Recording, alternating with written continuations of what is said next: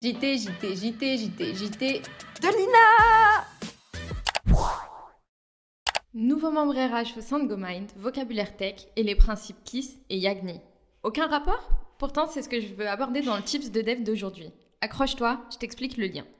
Le 16 janvier, on accueillait Emma et Anaël au Cérébro dans le pôle RH. Encore bienvenue à elles et un énorme merci pour leur énergie, leur détermination et leur soif d'apprendre. Leur arrivée a remis au goût du jour un défi: comment parler tech à des personnes qui ne sont pas du secteur. Vous le savez, la communication est la clé pour remédier aux fractures internes et réduire le gouffre qui peut se creuser entre les devs et les moldus, clients, product owners, com, RH, bizdev, etc. 2 conseils pour ça, issus des principes mêmes de développement, KISS et YAGNI. Keep it simple stupid, des explications simples pour rendre accessibles des notions complexes. You ain't gonna need it, éviter le superflu et les détails non essentiels. Le web développement peut vite sembler très abstrait pour quelqu'un qui ne s'y connaît pas. Framework, API, stack, ça n'évoque rien à ceux qui ne les utilisent pas. Alors tout comme j'ai utilisé des termes qui te parlent pour illustrer mes propos, tente des analogies avec des images qui évoqueront plus de choses dans la tête de ton interlocuteur. La journée mondiale du community manager, ça existe et c'était lundi. Pour l'occasion, j'ai vu passer beaucoup de love sur les réseaux sociaux pour ce métier qui est encore mal vu, voire même victime de préjugés.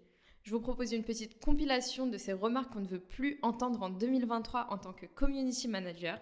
Pas de panique, on est encore en janvier, il n'est pas trop tard pour prendre de bonnes résolutions. Numéro 1. Ah mais c'est un métier ça ? Numéro 2. Moi aussi je fais des stories sur Insta, on me paye pas pour autant. 3. Pas besoin de faire des études pour poster sur les réseaux sociaux. Elle passe ses journées sur son téléphone, elle a pas mieux à faire là ? T'es dans l'informatique, tu peux jeter un coup d'œil à l'imprimante s'il te plaît ? Et réparer mon téléphone ? Vérifier les fusibles ? Augmenter la vitesse de l'internet au bureau ? M'envoyer sur la lune en Bluetooth ? Bon ok, j'abuse peut-être un peu, mais vous avez compris l'idée. Un community manager n'est pas un flemmard qui scrolle sans but sur son téléphone, ni un informaticien avec une baguette magique. C'est, comme le dit joliment Cassandra Polito, une personne qui fait en sorte que la vitrine digitale de votre marque rayonne le plus possible. Alors on en prend soin. Qu'est-ce qui t'anime au quotidien dans ton travail ? Je cite, « Au-delà d'être passionné de développement depuis l'enfance, ce que je fais a du sens. J'ai l'opportunité de travailler avec des technologies qui sont conçues de manière relativement responsable par rapport au reste du marché. À la fin de la journée, je suis heureux de ce que j'ai fait, car cela correspond à mes convictions. » Cet homme, c'est Florent Morin, expert des technologies Apple et partisan de causes nobles. Je pourrais citer par exemple l'accessibilité, le respect de la vie privée ou la sécurité. Mais ce que j'aimerais mettre en avant aujourd'hui, c'est sa démarche éco-responsable.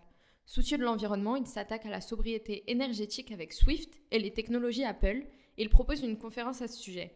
Pendant 1 heure, le 1er février, Florent Morin présentera, je cite, « les avancées majeures, passées et à venir, qui font de Swift l'outil de prédilection pour un développement sobre et efficace au cœur de l'écosystème Apple. » Tu pourras y assister via ce QR code et n'oublie pas d'enregistrer ce post pour le retrouver facilement. Maintenant, avec beaucoup de joie, je laisse la place à Antoine, le tout premier invité de ce JT qui ne cesse d'évoluer, pour animer la séquence Réinventons et nous parler d'un sujet qui lui tient à cœur. Dans cette chronique, je vais vous parler du burn-out, autrement dit la perte de sens dans son travail. Qu'est-ce que tu fous là ? C'est une bonne question. C'est une question que je me suis longtemps posée avant la création de GoMind et que je me pose régulièrement chez GoMind. Je pose aussi cette question aux candidats pendant les process de recrutement. Aujourd'hui, est-ce que tu connais ta valeur ? Et vous serez surpris de la réponse, beaucoup me répondent non. Je vais vous partager quelques symptômes que j'ai entendus. Certains me disent qu'ils sont démotivés, d'autres me disent qu'ils ne peuvent pas exprimer leurs émotions. Certains souffrent de perte de sens. Pourquoi ? Parce qu'aujourd'hui, on rencontre beaucoup de candidats, donc d'ingénieurs développeurs qui sont sur des missions qui ne les valorisent pas, sur des missions qui ne correspondent pas à leur niveau de compétence. Et c'est un constat qui est assez criant dans le milieu des ESN. Et chez GoMind, notre cause, c'est changer cette attitude. C'est pour ça qu'on a complètement inversé la tendance. Aujourd'hui, c'est le recrutement qui drive le business et non pas l'inverse. On ne cherche pas à faire du profit passager.